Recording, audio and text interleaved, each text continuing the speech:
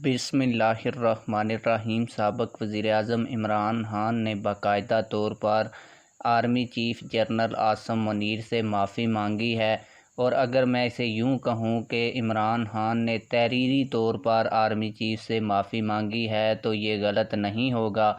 जो ख़बर मैं आप लोगों को दे रहा हूँ मैं इसका सबूत भी आप लोगों को दिखाऊँगा और ये भी बताऊँगा कि इमरान खान ने कब आर्मी चीफ़ से माफ़ी मांगी है। लेकिन वीडियो शुरू करने से पहले आप लोगों से यही गुजारिश है, अगर आपने अभी तक हमारे इस चैनल को सब्सक्राइब नहीं किया हुआ तो चैनल को लाजमी से सब्सक्राइब कर लें ताकि आने वाली नई वीडियोज़ आप लोगों को बर वक्त मिलती रहें।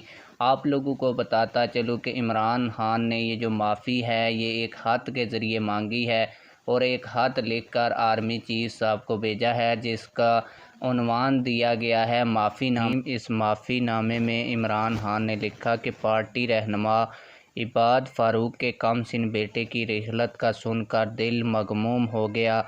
मैं अहले खाना के साथ दुख में बराबर का शरीक हूँ। अल्लाह इन्हें सब्र जमील अता फ़रमाए। 9 मई के वाक़े के बाद तहरीक इंसाफ के सीनियर मेंबरान समेत बड़ी तादाद में कारकुनान जेलों में हैं। मैं समझता हूँ ये वाक़या नहीं होना चाहिए था लेकिन बदकिस्मती से रूनुमा हो गया।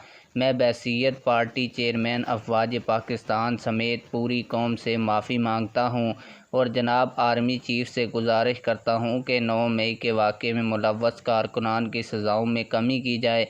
मैं वादा करता हूँ कि मुस्तक़बिल में पार्टी का कोई भी कारकुन कानून को हाथ में नहीं लेगा। इस पर इमरान खान साहब के साइन भी मौजूद हैं और ये तहरीर जो है वो 21 सितंबर को जारी की गई है। इसकी डेट भी इस पर लिखी गई है।